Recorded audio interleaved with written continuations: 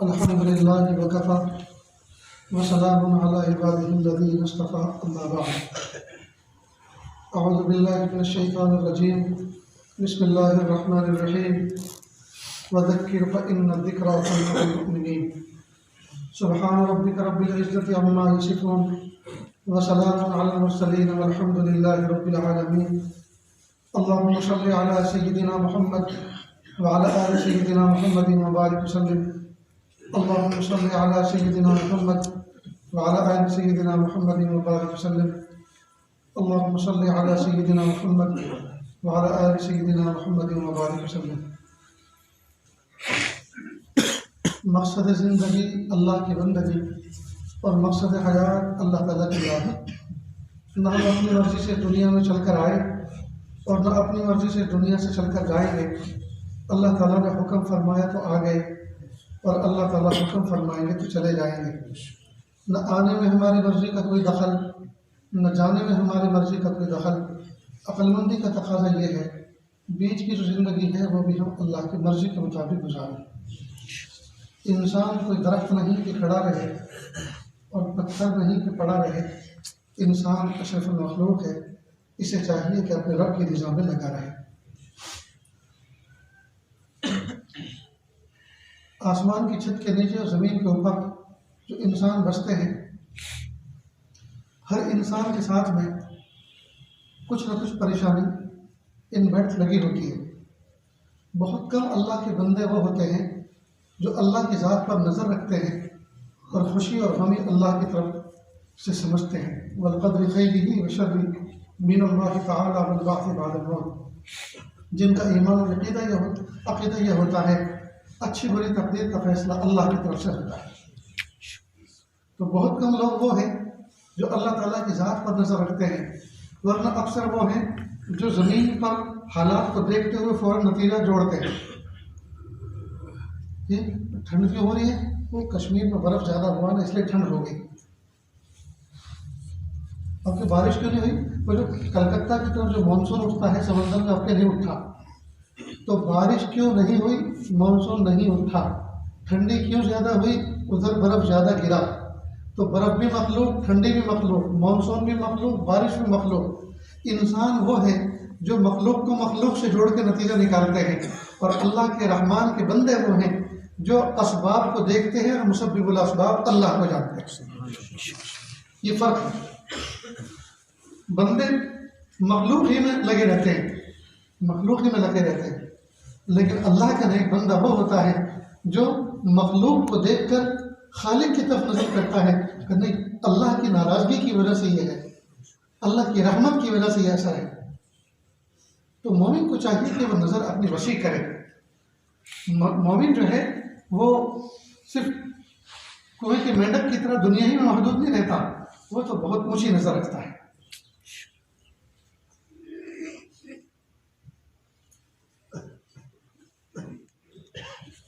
तो इसका ख्याल रखें कि हम अपनी नज़र को वसी करें और हर लम्हे अल्लाह ताला की तरफ नज़र रखें। तो इस दुनिया के अंदर बहुत कम लोग ऐसे हैं जो परेशान ना हो। किसी न किसी दर्जे में वो परेशान होते हैं। कोई अपने बीवी बच्चों से परेशान, कोई अपनी औलाद से परेशान, कोई अपने भाई से परेशान, कोई चाचा ताया से परेशान। यानी इतने पाकीज़ा रिश्ते, इतने करीबी रिश्ते। कोई कहे कि भाई भाई से परेशान है, वही रिश्ता है ना। एक ही माँ के पैर में दोनों, एक ही माँ के पेट में दोनों में पैर फैलाए हैं, इतना करीबी रिश्ता है, लेकिन तरबियत नहीं हुई, अखलाक नहीं है, तो कहते हैं जी भाई परेशान करता है। भाई भला भाई को परेशान करता होगा, और जो करता है तो वो कितना बदअखलाक होगा। तो ये कुर्ब क़यामत का दौर है जो इतने पाकीज़ा, इतने करीबी रिश्तेदार हैं, उनमें भी दरारें पड़ गई। बहरहाल हर आदमी परेशान, भाई भाई से परेशान, औलाद माँ बाप से परेशान, माँ बाप औलाद से परेशान, उस्ताद शागिर्द से परेशान, शागिर्द उस्ताद से परेशान, रियाया हाकिम से परेशान, हाकिम रियाया से परेशान, हर आदमी परेशान है। अब सवाल ये पैदा होता है कि ये परेशानी जो है, इन परेशानियों से बचने का तरीका क्या है। तो पहले इस बात को समझें कि परेशानी दो किस्म की होती है। परेशानी की दो किस्में। एक परेशानी तो वो हो वो है जिसमें जो परेशानी अल्लाह ताला की तरफ से अजाब बनकर आती है, अल्लाह ताला की तरफ से अजाब बनकर आती है। एक परेशानी तो वो है। और दूसरी परेशानी वो है कि परेशान होता तो है, लेकिन ये परेशानी बंदे को जी सवाब दिलाने वाली बनकर आती है, ये सबब सवाब है। तो एक परेशानी वो जो सबब अजाब है, और एक परेशानी वो जो सबब सवाब है। मिसाल के तौर पर एक आदमी जा रहा था सफर में और एक्सीडेंट हो गया। अब आप उससे मिलने के लिए गए। अब ये कैसे पता चले कि ये जो इस पर मुसीबत आई है, तकलीफ आई है एक्सीडेंट की, ये जो हड्डी फ्रैक्चर हुई है, जो प्लास्टर चढ़ा है, ये जो 3 महीने का बेड रेस्ट को डॉक्टर ने बता दिया है, अब ये जो तकलीफ है, ये जो आजमाइश है, ये अल्लाह ताला की तरफ से अजाब बन कर आई है, ये सवाब बन कर आई है, ये कैसे पता चले? तो अल्लाह ताला बुजुर्गान दीन को जज़ाए खैर अता फरमाए, उनकी कब्रों को नूर से मुनव्वर फरमाए। उन्होंने इसको आइडेंटिफाई करने के लिए एक पहचान बताई कि जिस तकलीफ के अंदर बंदे का दिल अल्लाह ताला से हटा हो, कटा हो, और अल्लाह ताला पर एतराज हो, समझ लो कि ये तकलीफ जो है अजाब बनकर आए। मसलन एक्सीडेंट हुआ किसी का, आप उसके घर गए हालचाल पूछने के लिए, और दोस्तों बीमार का हालचाल पूछना चाहिए, परेशान हाल का हालचाल पूछना चाहिए, तसल्ली के 2 जुमले कहने चाहिए, मोहब्बत भरे 2 जुमले कहने चाहिए। ये सुन्नत है अल्लाह के रसूल सल्लल्लाहु अलैहि वसल्लम की। और हदीस पाक में है कि अगर कोई आदमी किसी बीमार का हाल पूछने के लिए सुबह में जाए तो शाम तक रहमत के फरिश्ते उसके लिए दुआएं मग़फ़िरत करते हैं, और शाम को जाए तो सुबह तक रहमत के फरिश्ते दुआ करते हैं। सिर्फ ये पूछें क्या हाल है, कैसी तबीयत, और हाल पूछने का भी शरीयत ने निज़ाम बताया। आप किसी के घर गए तो जितनी देर में ऊँटनी पवासती है, भैंस पवासती है, जितनी देर उसके पवासने में लगती है, ये तो हमारे भाई सदीक भाई इरशाद बताएंगे भैंस कितनी देर में पवासती है। तो भैंस के पवासने में जितनी देर लगती है उतनी देर बस बैठे, बस खैरियत से है, तबीयत ठीक है, कुछ खाना खाया जा रहा है कि ना भाई बिल्कुल नहीं खाया जा रहा, आप बिल्कुल फिक्र न करें, इंशाल्लाह आपकी सेहत बहुत अच्छी होगी। और फिर यूँ कहें कि मैंने तो सुना था आपके बारे में बहुत ज़्यादा तबीयत खराब है, माशाल्लाह चेहरा देख के तो आपको इतनी खुशी हो रही, मैं तो सोच कर आया था कि बहुत ज़्यादा बीमार होंगे, लेकिन अल्हम्दुलिल्लाह बहुत अच्छी सेहत है। तो हिम्मत अफजाई करे उसकी, ये नहीं ओहो भाई तुम तो बहुत बीमार, तो मेरा दिल तो बहुत दुखा तुम्हें देख के, चेहरा बिल्कुल उतर गया, इन्ना लिल्लाह। अब लो वो शाम तक अगर मरने वाला था 2 तक मर जाएगा। ये सोच नहीं, गम को बढ़ाए नहीं, गम को हल्का करें, गम को हल्का करें। मसलन किसी के इंतकाल हुआ, किसी बड़ी उम्र का, घर की बच्चों की वालिदा का इंतकाल हुआ, अब आप चाहे उनके गम को बढ़ाए नहीं आए। बहुत से लोग जाते हैं तैमरदारी करके, खुद भी रोते हैं, उनको भी रुलाते हैं। अरे सामने वाले तो 24 घंटे से रो रो कर थक गए, अब क्यों खामा कि उनको रुला रहे हो? 3-4 दिन तक जो भी आता है, और औरतें आती हैं तो वो तो बस अड्डे से रोना शुरू करती है। अब पता नहीं उनको रोना आता कहाँ से है, वो क्या सोच के रोती है, वो मरहुमा को सोच के रो रही है या फिर कोई जमीन कोई जेवर गुम हो गया तो उसको सोच के रो रही है। वो तो रोने की स्पेशल मास्टर होती है। ये जाएंगे, देखो अल्लाह की तरफ से आए तो अल्लाह की तरफ चले गए, अल्लाह के फैसले पर आए, हमें भी जाना है, बस वो पहली सवारी से चले गए, हमें दूसरी सवारी से जाना हम सबको फिक्र नहीं करें। जब प्यारे नबी चले गए, सहाबा चले गए, औलिया चले गए, हमारे नानी नाना दादी दादा परदादा सब चले गए, तो हम क्या रहेंगे? सबको जाना है। ये तो काफी मुशरिक का अकीदा है कि वो हमेशा के लिए जुदा हो जाते हैं। हमारा अकीदा ये नहीं है हमेशा के जुदा होना, हमारा तो ये कि हम जन्नत में सबके सब जमा होंगे। और दूसरा, बड़े गम का तस्वुर करें कि भाई देखो माँ बड़ी उम्र में गई है ना, अगर दूध पीते बच्चों को छोड़ के जाती तो क्या होता, कितनी बड़ी तकलीफ होती। घर का जो जिम्मेदार है वही रहता, घर में न कोई बहन न कोई, और इतने इतने बच्चों को वो कमाने के लिए जी कमाई के लिए जाता, या अपने बच्चों को किसी तरह से गोद में लेता, कैसे करता? तो बड़ी मुसीबत को सोच के फिर जो मौजूदा मुसीबत होती है वो हल्के लगने लगती है। बहरहाल, तो अब जब हाल पूछने के लिए आप किसी के यहाँ गए, कोई बीमार था, तो तो ये कि जब किसी का हाल पूछने जाए तो इतनी देर बैठे जितनी देर भैंस को पवासने में लगती है, फौरन उठ के चले जाए। इसलिए कि कई मरतबा जो आदमी मरीज है, अब उसका पेट फूल रहा है, गैस भरा हुआ है, अब वो री खारिज करना चाहता है, लेकिन शर्म हया आती है कि सब पास में बैठे हैं, मैं कैसे करूँ। अब उसको बहुत तकलीफ होती है। अब ये जनाब ऐसे आके फेविकोल लगा के जमते हैं कि वो उठने का नाम ही नहीं लेते। ये अच्छी चीज़ नहीं। फ़ौरन कि अच्छा जी अस्सलाम वालेकुम, देखो बिल्कुल फिक्र मत करें, मेरे लाइफ में काम हो तो ज़रूर बताइए, फ़ोन कर दीजिए, बच्चे को बता दीजिए, मैं आ जाऊँगा कि अच्छा भाई अल्लाह आपको जज़ा करे। इसका मतलब है कि वो यही चाह रहे थे कि जाओ, तो आपने सवाब पा लिया, सुन्नत का अमल हो गया, चले जाइए।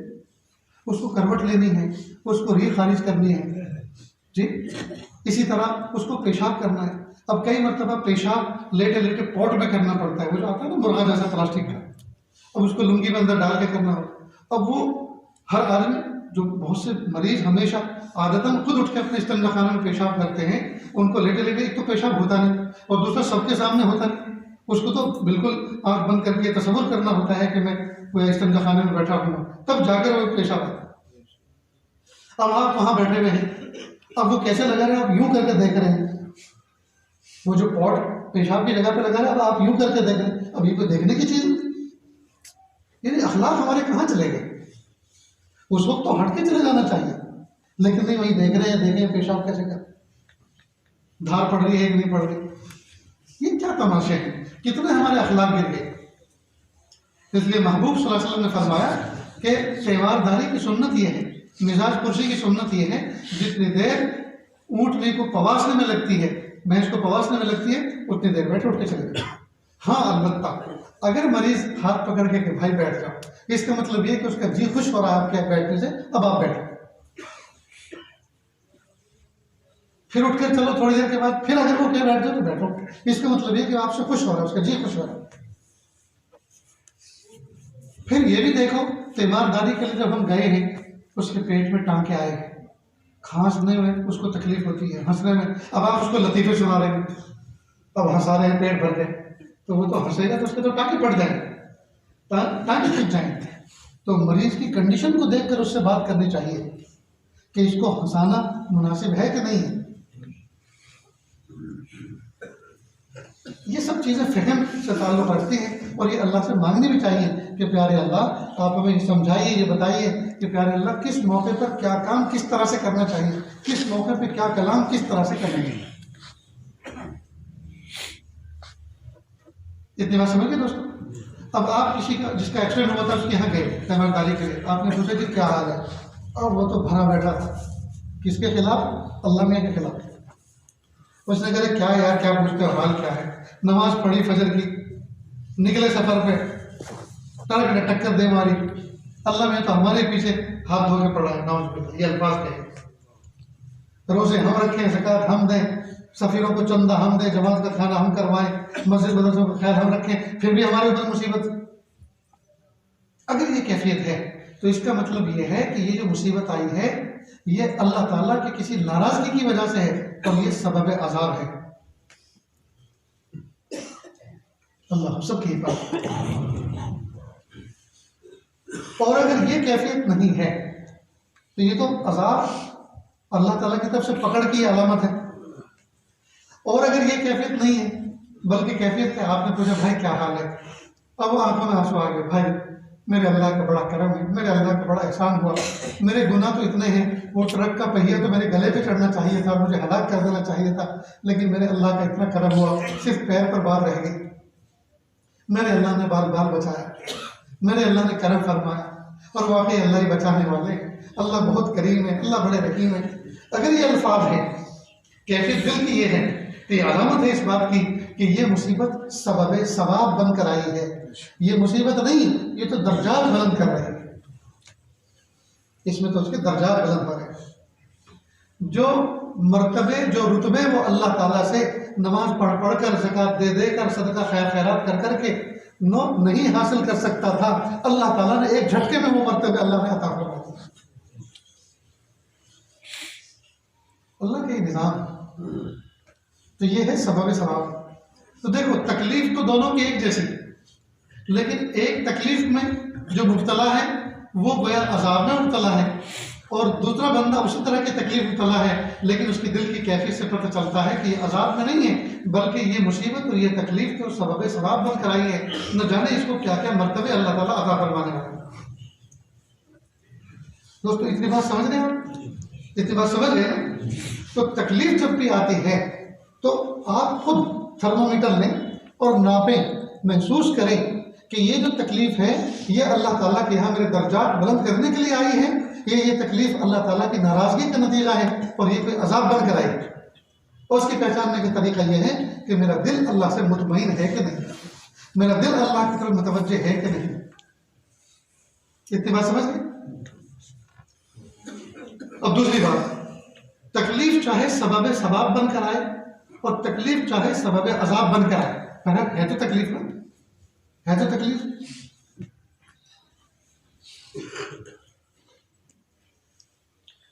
राह चलते हुए किसी ने कहा था मजाक में, वो जाट रे जाट, तो फिर आगे तेरे सर पे खाट। उसने सोचा कि यार इसने मियाँ जी ने तो मुझे बहुत मार दी, इसने तो मेरे ऊपर रहे बाजी चढ़ा दी। उसने कहा तेली रे तेली, कहा फिर क्या, क्या तेरे सिर पे खोलू, का जमी नहीं, का जमे या ना जमे लेकिन बहुत तो मरे गई। यार तूने जो मिश्रा बनाया है ये बात जमी नहीं, अच्छी नहीं लगी, का अच्छे लगे या ना लगे बहुत तो मरे, सर पे खोलू जो उठा। तो इसी तरह अब सवाब, तकलीफ जो है चाहे सबब सवाब बनकर आए और तकलीफ चाहे सबब अजाब बनकर आए, बहरहाल है तो तकलीफ ना। तो इसका मतलब ये तो नहीं है कि सवाब बनकर आई है तो इसको ओढ़े रखो, इस तकलीफ को आने दो। कौन माई का लाल ऐसा है तो तकलीफ में जिंदगी गुजार दे, बहरहाल तकलीफ तो दूर करना चाहता है आदमी। इसी तरह अजाब बनकर आई है तो बहरहाल वो तो है ही अजाब, उसका तो दूर करना और जरूरी। दोनों सूरतों के अंदर तकलीफ चाहे सबब सवाब बनकर आए, तकलीफ चाहे सबब अजाब बनकर आए, दोनों सूरतों के अंदर तौबा और इस्तिग़फ़ार अल्लाह ताला की रहमत के उतारने का जरिया बनता है। दोनों सूरतों में तौबा और इस्तिग़फ़ार अल्लाह ताला की रहमत के नुज़ूल का सबब बनता है, अल्लाह को राज़ी करने का सबब बनता है।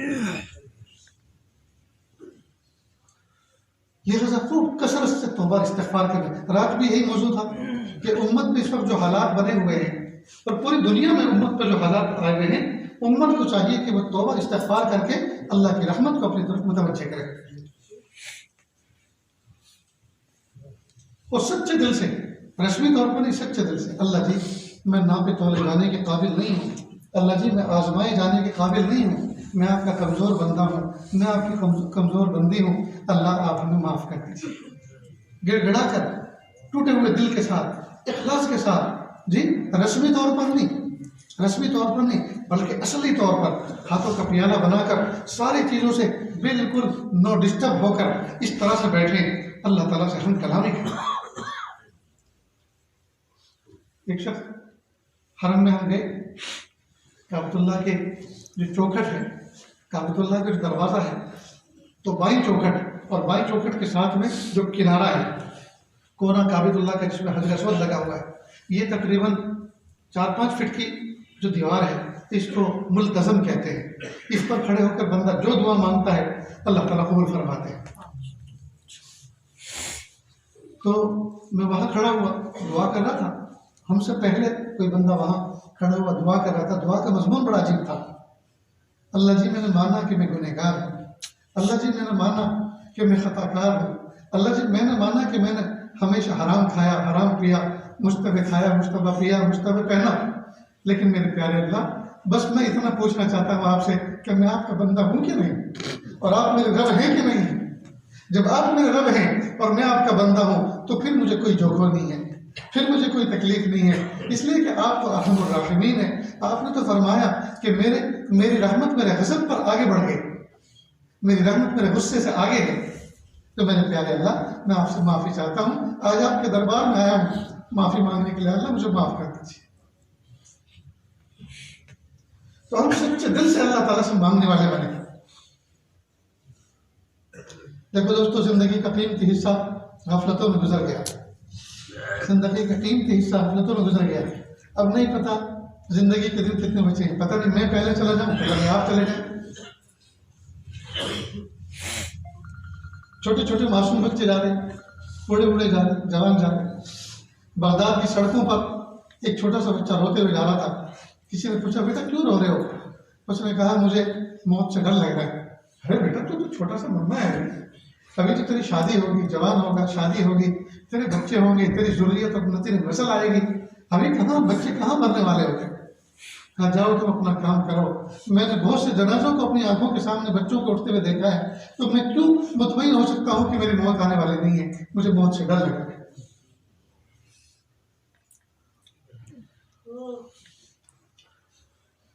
तो मौत तो भाई बच्चों को भी आती है, जवानों को भी आती है, बूढ़ों को भी आती है, बादशाहों को भी आती है, फकीरों को भी आती है, सेहतमंदों को भी आती है, बीमारों को भी आती है। ये तो सबको आती है। इस दुनिया के अंदर ऐसे ऐसे पागल तो गुजरे हैं जिन्होंने खुदाई का दावा किया, लेकिन आज तक कोई ऐसा बेवकूफ नहीं पैदा हुआ जिसने मौत का इनकार किया। बल्कि जिन्होंने खुदाई का दावा किया, अना रब्बुकुल आला, वो भी मौत से डरता था। जो अपने आप को कहता था कि मैं खुदा हूँ, मैं रब हूँ, उसको भी मौत से डर लगता था। फिरौन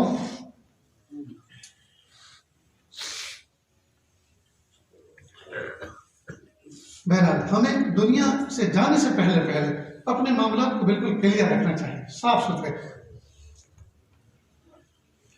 रखें। दिल को पाक रखें, दिमाग को साफ रखें, निगाहों को पाक साफ रखें, हाथ को पाक साफ रखें। जिसका लेना देना है सारा का सारा मामला क्लियर करके रखें। आज हमारा हाल ये है कि जिसका लिया है देने का नाम नहीं, जिसका खाया है खिलाने का तसव्वुर नहीं, सारा मामला चौपट बिखरा पड़ा है, नमाजों के ठिकाने नहीं, फर्ज हो चुका है, हज अदा करने का कोई तसव्वुर तक नहीं, ज़कातें पीछे की बाकी पड़ी है, उनकी अदा करने की कोई फिक्र नहीं, सारा का सारा निज़ाम धर्म भरम पड़ा है। देखो दोस्तों, याद रखें, जिस आदमी की सफ़र की तैयारी पूरी हो, बैग तैयार हो, कन्फर्म टिकट जेब में हो, ठंडी गर्मी से बचने का सामान और कपड़ा उसके साथ में हो, सवारी साफ सुथरी हो, जी सोने सजेली हो, उसका सफर बड़े मजे से होता है, बड़े मजे से होता है। और जिसके कपड़े धूप में डाले हुए सूखने के लिए, वो सूरज निकल ना रहा हो, जी वो सूखे ना हो, और जो सूख गए तो उन पर परहेज ना हो, और दवाई पूरी मौजूद ना हो, और पैसे और पेमेंट भी ना आया हो, जी, और सफर पे जाना जरूरी है, और टिकट भी कंफर्म नहीं है, मत पूछो उसको कितनी तकलीफ होती है, मत पूछो उसको कितनी तकलीफ होती है। हर लम्हे उसके दिल में ये रहता है कि यार कपड़े उतारने पड़े तो क्या पहनूंगा, परहेज नहीं है, कपड़े गीले हैं, और दवाई पूरी है नहीं, और टिकट कंफर्म नहीं, खड़ा होकर जाना है, बैठ के जाना है, कैसे ट्रेन में पैर रखने की जगह नहीं होगी, कैसे इतना लंबा सफर करूंगा, तो उसके लिए तकलीफ होती है। लेकिन जिसने सारी तैयारियां करके रखी हो, सुभान अल्लाह, तो मजे से सफर कर। इसलिए दोस्तों, हमने शादी ब्याहों की तैयारी खूब की, जहेज बनाने की तैयारी खूब की, ये सब तैयारी की चीजें नहीं है, ये तैयारी की चीजें नहीं है।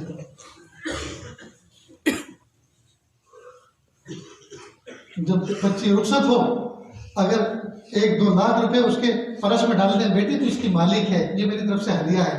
जब तो अपने जी ससुराल जाएगी, तेरी सारी जरूरतें तेरे शोहर के जिम्मे हैं, तेरी सारी जरूरतें तेरे शोहर के जिम्मे हैं। लेकिन बेटा फिर भी अगर उसकी जेब में इतनी गुंजाइश ना हो कि वो तेरी जरूरतें पूरी कर सके, तो बेटा तुम ही अपने शोहर को हदिया कर देना कि देखो मेरे सरकार, घर में इन चीज़ों की ज़रूरत है और इसके बगैर काम नहीं हो सकता, तुम ला कर दे दो। ऐसे में तो ज़रूरतें पूरी हो सकती हैं। नहीं, वो नोचंदी लगाना ज़रूरी है जी, इतने चप्पल, इतने डलिया, इतनी पलिया, इतने नाड़े जी, और इतनी तस्बीह और इतनी माला और इतने गिलास, क्या तमाशा है भाई। मैं अपनी बच्ची को कोई चीज़ दे रहा हूँ तो मैं बाजार में खड़े होकर के बैठा रहा, सुनो मैं अपनी बच्चों को दे रहा, सुन के जाओ, तो मेरे लगते क्या है और मैं उनके क्या लगता हूँ, और उनको क्या जरूरत है मेरी तकरीर सुनने की कि मैं अपनी बच्ची को कुछ दे रहा हूँ। क्या तमाशे हैं दोस्तों, कुछ हमारी अकल काम कर रही है कि नहीं। अल्लाह ने मोमिनों के घर में हमें पैदा किया, मोमिन के घर में हम पैदा हुए, ईमान से अल्लाह पाक ने हमारे अकल को मुज़य्यन फरमाया, और इतना सब होने के बाद इतनी घटिया सोच, लिस्टें पढ़ी जाती। ये तो हुकूमतों में जो जैसे मुआहदे होते हैं कि भाई फलां मुल्क का फलां हमारी सरकार के साथ है, फलां मुआहदा हुआ, और वो फिर आदान प्रदान करते हैं, अपने फाइल के दस्तखत करके उनके देते हैं, उनके अपने आप करते हैं। क्या तमाशा है, प्रूफ होता है उनके पास। ये 2 लिस्ट बनाई कि एक उनके पास आएगी, एक उनके पास आएगी। इसलिए लोगों के घरों में जाओ तो अंधेरे, बड़े बड़े बेड, बड़े बड़े सोफे, बड़ी बड़ी कुर्सी, अनाज की टंकी, बड़े बड़े ड्रम कनस्तर और गर्म कपड़े रखने वाले बड़े बड़े ट्रंक, ये सब जहेज में आया हुआ। लेकिन सबको देखो, मेरी आंखों से देखो दोस्तों, जुल्मत नजर आती है, अंधेरा नजर आता है। क्यों? इसलिए कि सब लोगों का दिल दुखा हुआ है। ये जो माल आया है, दिल दुखा क्या है कि कोई खुशी से नहीं देता। कहने वाले सब कहते हैं, मैं कसम खा के कहता हूं, बावजूद अल्लाह के घर में बैठ के कह रहा हूं, कोई आदमी अपनी बेटी को खुशी से नहीं दे रहा, जोर पड़े पे दे रहा। तो जोर पड़े पे इसलिए दे रहा है कुछ नहीं देने के लिए उसके पास, सूद पे ला रहा है, मांग के ला रहा है, कर्जे ला रहा है, और पता नहीं कैसे कैसे। भाई दुनिया यूं ना कहे मेरी बेटी को कोई तकलीफ ना दे, तो ये तो रिश्वत हुई। भाई ये मैं इतना माल इसलिए दे रहा हूं मेरी बेटी को तकलीफ मत देना, तो रिश्वत हुई। रिश्वत खाना, लेना देना दोनों हराम। अब बताइए क्या बरकत आएगी उनमें, क्या बरकत आएगी? घरों के अंदर अंधेरे, बैठने की जगह नहीं। अरे मोमिन का घर तो ऐसा साफ सुथरा होना चाहिए, किसी जगह पे वो बगैर मुसल्ले के जमीन पर सजदा करके नमाज पढ़ सके, इतना साफ सुथरा होना चाहिए। दहलीज से लेकर आखिरी कोने की दीवार तक इतना पाक साफ उसका घर होना चाहिए। घरों में कूड़ियां बनी हुई हैं, घर कूड़े के ढेर बने हुए हैं। बिस्तर सूंघो तो बदबू आए, तकिया सूंघो तो बदबू आए। न नहाने के ठिकाने, न पकाने के ठिकाने, न किचन के ठिकाने, कोई लोगों के घरों में न किचन के और कुछ नहीं। मेरे भाइयों, मोमिन की जिंदगी सिस्टमेटिक होनी चाहिए, मोमिन की जिंदगी सलीके के साथ होना चाहिए। इसके मतलब को कोई देखे तो दिल खुश रहे, हाँ मोमिन ऐसा निजाम के साथ जिंदगी गुजारता है। मोमिन का खाना वक्त पर, मोमिन का पीना वक्त पर, मोमिन का सोना जागना वक्त पर। ये नमाजें तरतीब के साथ क्यों बनाई, ये नमाजें क्यों बनाई? ये जुमा के दिन हम सबको इस वक्त क्यों जमा किया? ये जुमा के दिन गुस्ल क्यों करवाया?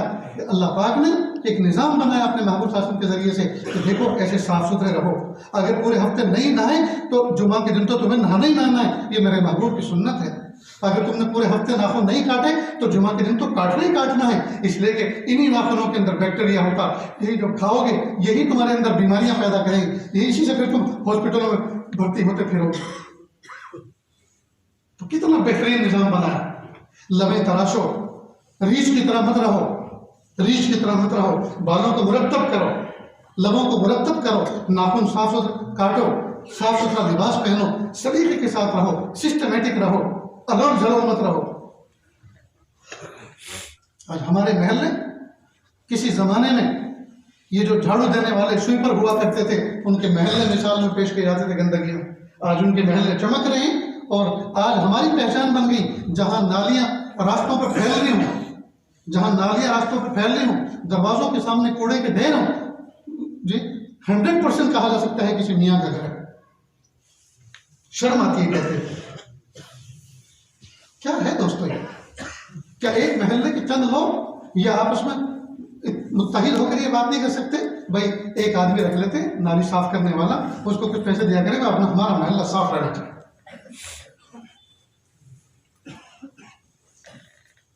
भाई हमारी नाली खुली हुई है, चलो कुछ सीमेंट बजरपुर मंगवा कर हम ही कुछ सिलियां बनवा कर उस पर डाल देते हैं, अपने महल्ले में नाली साफ साफ, कोई चेंबर बनवा देते हैं, उससे पानी आगे बहा करेगा। भाई चलो गांव के सरपंच को, प्रधान को बुलाते हैं, भाई हम भी तुम्हारा साथ देंगे और तुम भी हमारा निजाम बनाओ, भाई गांव के एक मिसाली बनाओ।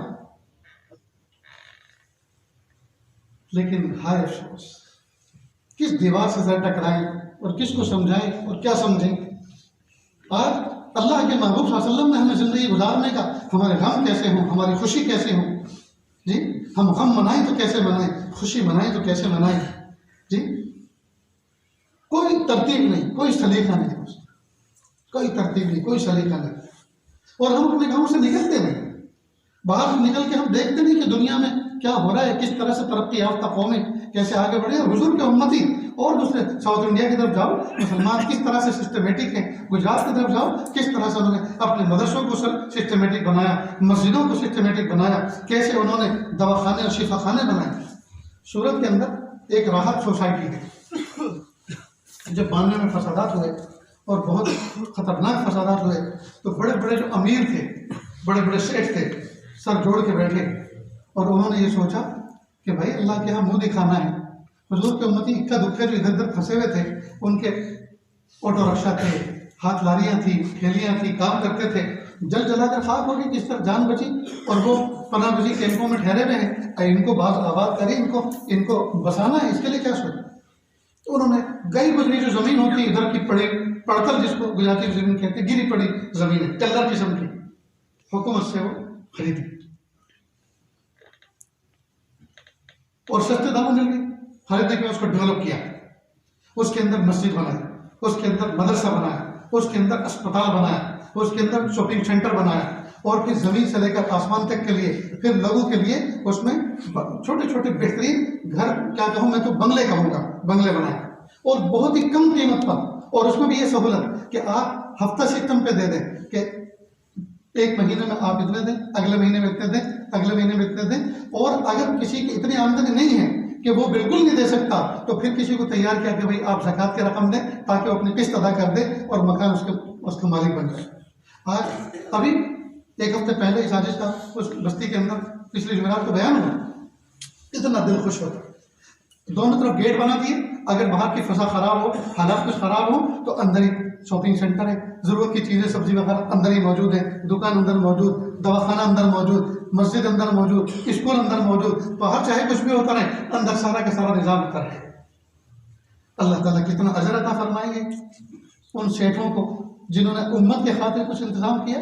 आज हम में से दोस्तों कितने हैं, अल्लाह पाक ने न जाने कितने करोड़पति दुनिया के अंदर मोमिनों को रखा है, लेकिन सब अपना अपना अपना, मेरे बेटे, मेरे पोते, मेरी शादी, क्या तमाशे हैं दोस्तों ये।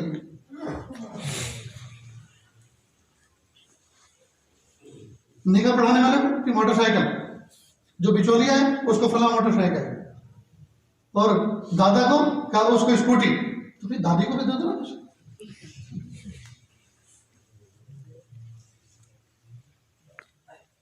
बड़े बड़े अक्लमंद आदमी, जिनको चेहरा देखते हैं तो मैं बड़ा अक्लमंद समझता हूँ, लेकिन जब पता चलता है कि इन्होंने ऐसी शादी की तो जी चाहते हैं कभी इनसे बात भी ना करें।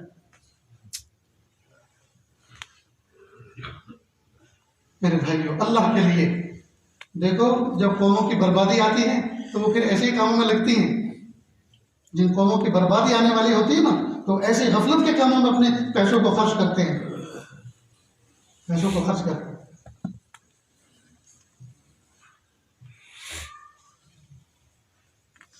और जो समझदार होते हैं वो मशवरे करते हैं, मशवरे करते हैं। एक बड़े अमीर के यहाँ मेरा जाना हुआ, उसने गुसल खाने के अंदर इंटीरियर का काम करवाया, इंटीरियर का, गुसल खाने के अंदर प्लाईवुड का काम करवाया। मुझे क्या इसमें साबुन रखने के लिए, इसमें, अरे बेवकूफ अल्लाह के बंदे, क्या गुसल खाने के अंदर सनमाई का अगर प्लाईवुड का कुछ काम करवाया जाता है? क्या इसके अंदर जो गर्म पानी की भाप उठेगी और इस पर बैठेगी तो ये 2-4 साल के बाद खराब होगा कि नहीं होगा? इतने भी अगले काम नहीं करते कि गुसल खानों के अंदर वाटर प्रूफ चीज होनी चाहिए। ये जो वुडन है, एक होती है घड़ी वाटर प्रूफ, ठीक। वाटर प्रूफ का मतलब ये है कि अगर पानी में कभी बाई चांस गिर जाए तो उठा लो, कोई हर्ज नहीं, कोई नुकसान। इसका मतलब ये नहीं है कि इसको गिलास नहीं भर के रखा जाए। वाटर प्रूफ का मतलब ये नहीं है कि बाई चॉइस उसको पानी ही में रखा जाए, ये इसीलिए बनी है कि पानी में पड़ी रहनी चाहिए। वाटर प्रूफ का मतलब ये नहीं है। वाटर प्रूफ का मतलब ये है कि अगर ये बाई चांस गिर गई पानी में तो निकाल लो, पानी इसका कुछ नहीं बिगाड़े, बाई चांस। अब ये जो वाटर प्रूफ प्लाईवुड होती है, प्लाई होती है, तो वाटर प्रूफ प्लाई का मतलब ये नहीं है कि इसको पानी में रखा जाए, पानी में तैरेगी नहीं। कभी बारिश लग गई, कभी जी बौछार लग गई तो साफ कर दो, पानी इसका कुछ नहीं बिगाड़ेगा। तो दोस्तों, हमारी अकल कहाँ चलेगी किन चीजों में? असल में जब ईमान के नूर से, आमाल के नूर से दिल दिमाग रोशन ना हो तो फिर ऐसे ही आदमी काम करता है। इसलिए आमाल का नूर अपने अंदर पैदा करें, नमाज पाबंदी से पढ़ें, कुरान पाक की तिलावत करें, और उलमा सुलहा के पास बैठें, बुजुर्गों की मजलिसों को अटेंड करें, उनकी बातों को सुने और सुन के कान, एक कान से सुन के दूसरे कान से न निकालें, बल्कि सोचें कि इंशाअल्लाह इस पर अमल करें। फिर देखिए जिंदगी की इंशाअल्लाह कैसी बाबरकत होगी, जिंदगी कैसी बाबरकत होगी। मशवरा करके हमेशा अमल करें। अपने को ये ना समझो कि मैं तो इतना कर लूँ, ये जी ये हाफिज जी आदमी ये मस्जिद में पढ़ा, इन्हें क्या पता। और मशवरा उससे लो जो मशवरे का अहल हो। यकीनन ऐसे होते हैं बहुत से जो मस्जिद से बाहर नहीं निकलते, तो उनको क्या पता चलेगा। लेकिन सारे के सारे ऐसे थोड़े जो मस्जिद से बाहर नहीं निकलते, बहुत से वो हैं जो मशरिक़ व मग़रिब और शिमाल और जुनूब में घूमते फिरते हैं, न जाने कितना आइडिया उनके सामने होते हैं। इसलिए एक मुफ्ती तो वो होता है जो सिर्फ मस्जिद में बैठा हुआ, उसे बाहर की मार्केट का कुछ पता नहीं। लेकिन एक वो है जो बाहर मार्केट में घूम रहा है, उसको पता है कि लोग इस तरह से गड़बड़ी कर रहे हैं और इसको इस तरह से रिपेयर किया जा सकता है, ये इस तरह से मसले में गड़बड़ी कर रहे हैं, इसको इस तरह से ठीक किया जा सकता है। तो फिर मसला उससे पूछो, इसलिए कि उसका तजुर्बा ज़्यादा है। मेरा बात यहाँ से शुरू हुई थी कि अल्लाह रब्बुल इज़्ज़त ने इस दुनिया के अंदर जो गम बंदों को दिए, जिन गमों के अंदर बंदे मुब्तला हैं, उनकी दो किस्में हैं। या तो वो गम वो तकलीफ अजाब बनकर आई है, या वो सवाब बनकर आई है। और पहचान उसकी ये है कि अगर गम और तकलीफ में दिल अल्लाह से हटा हटा कटा कटा है, अल्लाह से नाराज़ है, अल्लाह से उखड़ा उखड़ा है, अल्लाह की ज़ात से शिकवा है नाउज़ुबिल्लाह, तो ये अलामत है इस बात की कि ये गम और ये तकलीफ जो इसके लिए अजाब बनकर आया है। और अगर तकलीफ और गम में अल्लाह की तरफ रुजू है, अल्लाह की तरफ ध्यान है, नमाजें बेड रेस्ट के ऊपर भी वो कज़ा नहीं कर रहा, बैठे बैठे इशारों से नमाज अदा कर रहा है, वो वुज़ू नहीं कर पा रहा, तयम्मुम करके नमाज पढ़ रहा है और दुआओं का एहतमाम कर रहे हैं, ये अलामत है इस बात की कि ये तकलीफ मामूली किस्म की तकलीफ है और अल्लाह ताला इसको अजर अज़ीम अता फरमाएगा। कई मरतबा एक बच्चा छोटा सा बहुत दिन से कोई खिलौना मांगता है, लेकिन माँ बाप आनाकानी कर जाते हैं, हाँ बेटा दिलवाएंगे, हाँ बेटा अभी वक्त नहीं है, दिलवाएंगे, ऐसा वो कहता रहते। और अचानक उस बच्चे पर कोई मुसीबत तकलीफ आती है, अल्लाह हम सबकी हिफाजत फरमाए। वो बच्चा ऊपर से गिर गया, अब उसके सर में स्टेचिस आए, टाँके आए, सर फट गया। अब उसको हाथ में उठा के डॉक्टर के यहाँ ले गए, टाँके लगवाए, दवाई दी। अब उसको लेके जा रहे थे तो इसने कहा अब्बू वो दुकान से वो चीज़ दिलवाई, वही जो खिलौना कई दिन से जिद कर रहा था। बाप ने कहा हाँ बेटा जरूर दिलाओ। अब दुकान पे ले गए। अब ये तकलीफ उसके खिलौना मिलने का सबब बन गई। जब ये तकलीफ नहीं थी तो आनाकानी कर रहे थे, हाँ दिलवाएंगे, कोई जल्दी नहीं, कोई आफत नहीं है, दिलवाएंगे, कभी दिलवाएंगे। लेकिन ये तकलीफ जरिया बन गई उस खिलौना मिलने का जी। तो कई मरतबा अल्लाह रब्बुल इज़्ज़त कोई तकलीफ देकर बड़ा इनाम अता फरमा देते हैं, बड़ा इनाम अता फरमा देते हैं। तो हम हमेशा अल्लाह ताला की ज़ात की तरफ मुतवज्जे रहें। तकलीफ चाहे अजाब बन कर आए या सवाब बन कर आए, दोनों सूरतों में बहरहाल तकलीफ बर्दाश्त करने के काबिल नहीं होती। इसलिए अल्लाह ताला से हमेशा तौबा और इस्तिग़फ़ार करना चाहिए। अल्लाह मैं नापे तौले जाने के काबिल नहीं हूँ, आप मुझे माफ़ करें। ये मज़मून याद रहेगा दोस्तों अच्छी तरह। हर तकलीफ में अल्लाह से सच्ची तौबा करें, अल्लाह जी ये तकलीफ झेलने का मैं काबिल नहीं हूँ, मेरे प्यारे अल्लाह मैं हिसाब किताब और नापे तौले जाने के काबिल नहीं हूँ, अल्लाह जी आप मेरे हाल पर रहम कर दीजिए। तो करेंगे ना इंशाअल्लाह। अल्लाह ताला अमल की तौफीक अता फरमाए। व आखिर दावाना अल्हम्दुलिल्लाह रब्बिल आलमीन।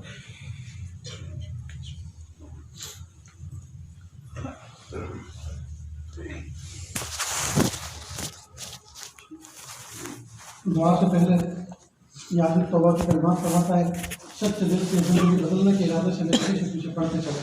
बिस्मिल्लाहिर्रहमानिर्रहीम।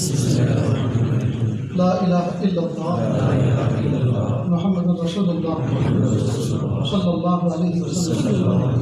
अशहदु अल्ला इलाहा इल्लल्लाह व अशहदु अन्ना मुहम्मदन अब्दुहु व रसूलुहु। अस्तगफिरुल्लाह रब्बी मिन कुल्लि ज़ंबिन व अतूबु इलैहि। अस्तगफिरुल्लाह रब्बी मिन कुल्लि ज़ंबिन व अतूबु इलैहि। सल्लल्लाहु तआला अला खैरि खल्क़िही मुहम्मदिन व अला आलिहि व अस्हाबिही अजमाईन बिरहमतिका या अरहमर राहिमीन। उर्दू में भी कहना अल्लाह जी मेरी तौबा, अल्लाह मुझे माफ़ कर दीजिए, अल्लाह मुझे माफ़ कर दीजिए, अल्लाह मुझे माफ़ कर दीजिए। सल्लल्लाहु अलैहि वसल्लम। अल्लाह का शुक्र है कलमात पढ़ने के बाद तो बताए हो गए, अल्लाह ताला कबूल फरमाए।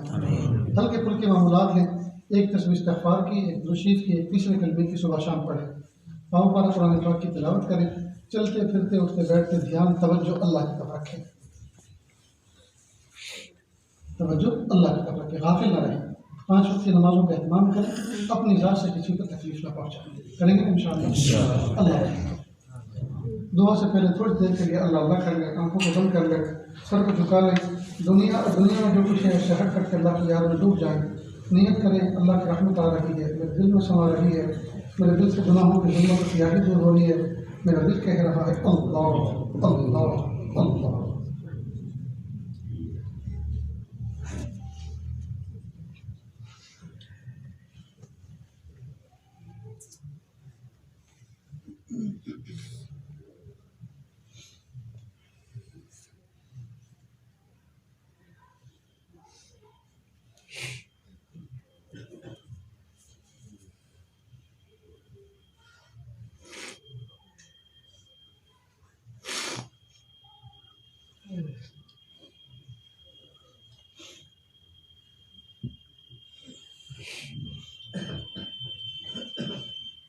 किससे मांगे कहाँ जाएं, किससे कहें, और दुनिया में हाजत रवा कौन है। किससे मांगे कहाँ जाएं, किससे कहें, और दुनिया में हाजत रवा कौन है। सबका दाता है तू, सबको देता है तू, और बंदों का तेरे सिवा कौन है। रिस्क पर जिसे के पलते हैं शाहो गदा, तुझ अहद के सिवा दूसरा कौन है। रिस्क पर जिसे के पलते हैं शाहो गदा, तुझ अहद के सिवा दूसरा कौन है। कौन मकबूल है, कौन मरदूद है, कौन मकबूल है, कौन मरदूद है। बेखबर क्या खबर तुझे को क्या कौन है, बेखबर क्या खबर तुझे को क्या कौन है। जब तुलेंगे अमल सबके मीज़ान पर, जब तुलेंगे अमल सबके मीज़ान पर, तब खुलेगा कि खोटा खरा कौन है। जब तुलेंगे अमल सबके मीज़ान पर, जब तुलेंगे अमल सबके मीज़ान पर, तब खुलेगा कि खोटा खरा कौन है। एक फ़कीर से तो तू फज़ल बारी समझे, वरना तेरी तरफ देखता कौन है, वरना तेरी तरफ देखता कौन है।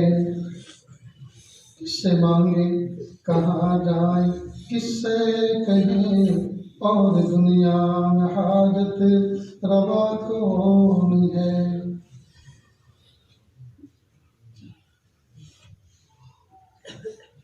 ला इलाहा इल्लल्लाह सुब्हानल मलिकिल आला वज़ाल। आशिक़ानी की दुआ कर ले। बिस्मिल्लाहिर्रहमानिर्रहीम। अल्लाहुम्मा सल्लि अला सय्यिदिना मुहम्मद व अला आलि सय्यिदिना मुहम्मद व बारिक वसल्लिम। ला अहसी सनाअन अलैका कमा असनैता अला नफ्सी, रब्बिग़फिर वरहम व अन्ता खैरुर राहिमीन। हस्बियल्लाहु ला इलाहा इल्ला हु अलैहि तवक्कलतु व रब्बुल अर्शिल अज़ीम। अल्लाह हम ज़ाहिर आपके बंदे, हकीकत में हैं बंदे। अल्लाह हमारे दिलों की गंदगी को दूर फरमा, हमें अपनी बंदगी के सलीक़ा अता फरमा। शर्मिंदगी वाले कामों से हमारी हिफाजत फरमा, बुरे दिन से, बुरी बात से, बुरी रात से, बुरे अंजाम से हमारी हिफाजत फरमा, सूए खात्मा से हमारी हिफाजत फरमा।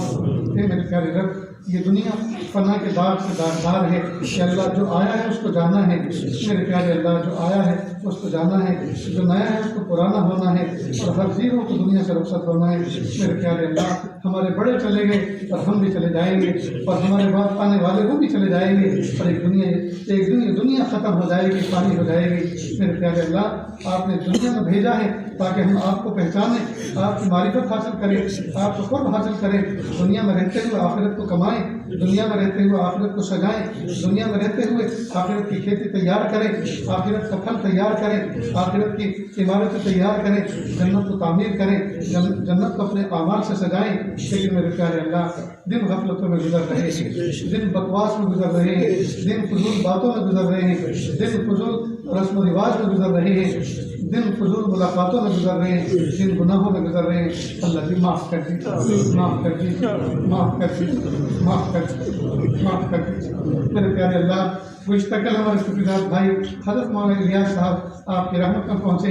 अल्लाह उनकी मग़फ़िरत फरमा, उनके दर्जात को बुलंद फरमा, उनके बच्चों को सब्र जमील अता फरमा, भाई बहनों को सब्र जमील अता फरमा, उनको कुर्ब के आला दर्जात अता फरमा।